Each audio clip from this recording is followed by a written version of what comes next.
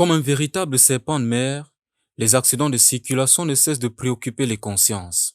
Près de 30 morts en espace de 2 semaines, la route initialement décrite comme un espace de circulation d'un terroir à un autre devient un terrain de sang. Excès de vitesse, état d'ébriété ou mauvais dépassement, des conduites dénoncées autant par les passagers que par l'institution en charge des transports. Parmi ces comportements farouches, certains conducteurs capitalisent sur la prise du risque. Vous constatez que la haute tension par rapport à un poteau électrique a tendance à causer un certain nombre de dégâts. Les gens attirent votre attention, s'il vous plaît, n'allez pas dans cette direction. Mais qu'est-ce que vous faites? Vous y allez quand même. Donc, vous minimalisez la portée du danger. Oui. Et en minimalisant la portée du danger, il peut avoir des conséquences désastreuses. C'est-à-dire que vous pouvez être électrocuté, vous pouvez être victime vous-même d'un décès. Bref, les circonstances malheureuses sont porteuses de danger.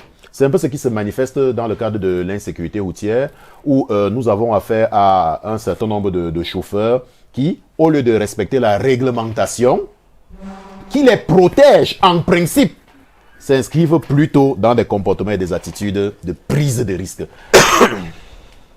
Quelles que soient les mesures qui sont prises par le ministère des Transports, vous allez toujours entendre que dans nos grands axes, il y a des comportements de prise de risque.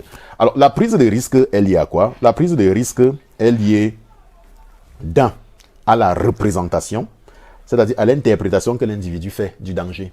C'est-à-dire que ce danger, il est gérable. La prise de risque est liée à la perception que l'individu a d'une situation. La prise de risque est même liée à la culture dans laquelle est moulé l'individu.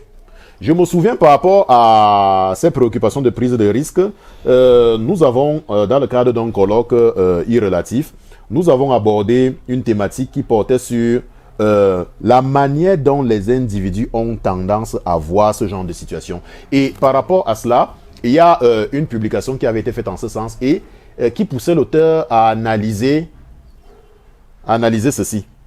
C'est-à-dire la perception que les gens ont par rapport à ce genre de situation. Dieu et mes ancêtres me protègent par rapport au danger. En conséquence, je prends le risque. Le conducteur est avant tout un individu doté de systèmes de croyances et de représentations.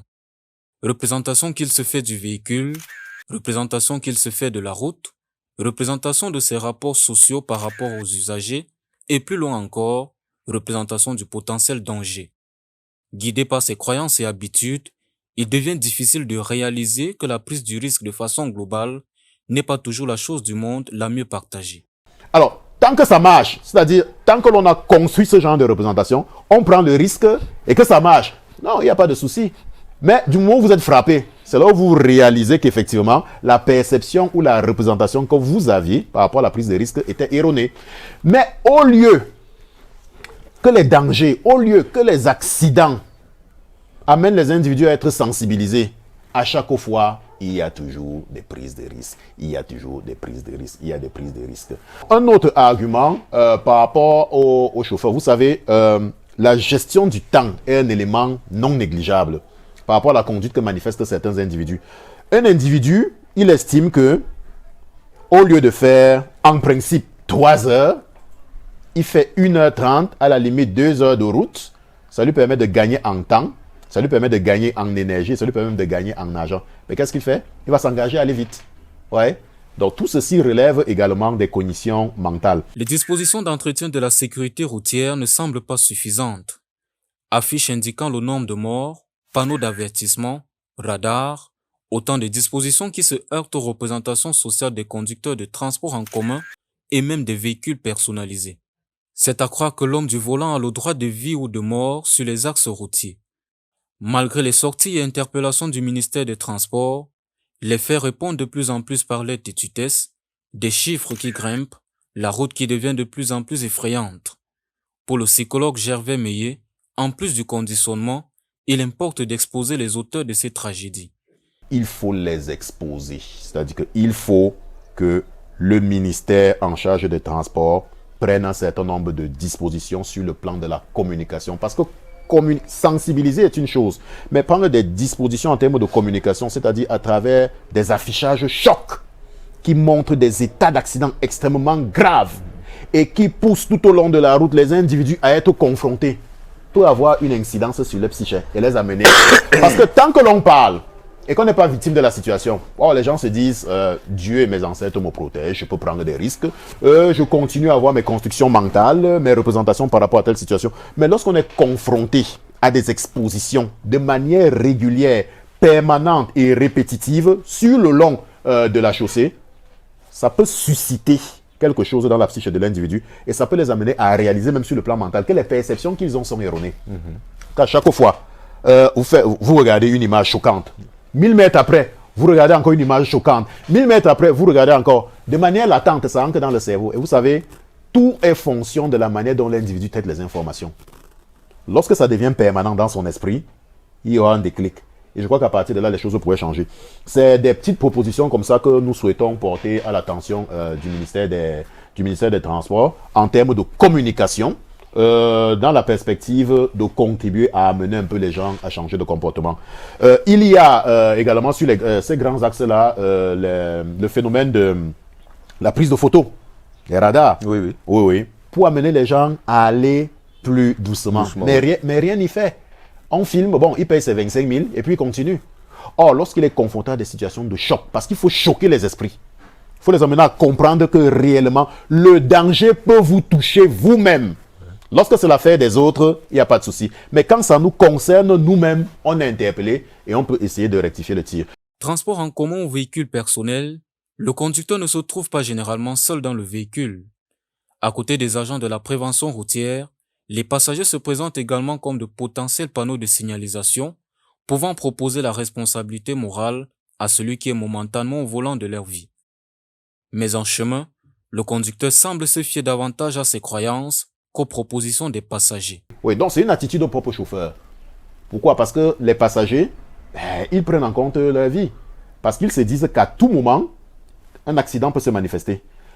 L'objectif vise donc à sensibiliser celui-là qui conduit, de sorte qu'il puisse rouler normalement. Lorsqu'il est sensibilisé, il fait des efforts pour rouler normalement. Mais une fois que la vigilance baisse, le chauffeur a tendance à continuer à reprendre. Pourquoi? Parce que l'enjeu pour lui, c'est d'arriver le plus rapidement possible à destination. Donc, c'est un comportement qui se manifeste chez la plupart des chauffeurs. Moi-même, en prenant le bus il y a quelques heures pour arriver ici, on a été confronté à cette situation dans la nuit. C'est-à-dire que le chauffeur allait tellement vite, on est entré dans un trou. Il a été interpellé par la plupart des passagers. Il s'est calmé sur près de 3000 mètres. Et puis, à un moment donné, lorsqu'on s'est calmé, puis il a recommencé. On attire son attention, il freine doucement, mais après, quand les gens ne parlent pas, il continue. Donc, c'est un comportement typique des chauffeurs. Donc, l'urgence consiste à générer une forme d'électrochoc cognitif pour qu'ils prennent véritablement conscience que leur manière de conduire peut avoir des circonstances dangereuses et peut aboutir à des accidents auxquels on a souvent l'habitude de constater. C'est propre à l'être humain, parce que quelle que soit l'action que l'on pose, on a toujours tendance à vouloir se surpasser, on a toujours tendance à montrer qu'on est le meilleur, on a tendance à en éprouver une satisfaction et un plaisir. Vous voyez, on revient toujours dans la dimension psychanalytique. Oui. Le problème donc, c'est que tout plaisir a des limites. Le problème, c'est qu'à un moment donné, le plaisir peut dégénérer en situation de déplaisir. Vous éprouvez du plaisir lorsque vous roulez vite ou commettez un accident, vous êtes en situation de déplaisir. Et là, ça devient dangereux et ça cause des circonstances désagréables. Il est important, comme je vous l'ai dit, au-delà des passagers, au-delà des gens qui vous accompagnent, au-delà des conducteurs, il est important de mettre en place des stratégies de communication. Je me souviens à l'époque, lorsqu'on était plus jeune, il y avait une sensibilisation là, qui portait sur ce message, la route tue. La route tue. C'est ce genre de choses qu'on doit ressusciter. C'est ce genre de choses qu'on doit remettre en place. En plus des autres stratégies de communication dont je viens de parler.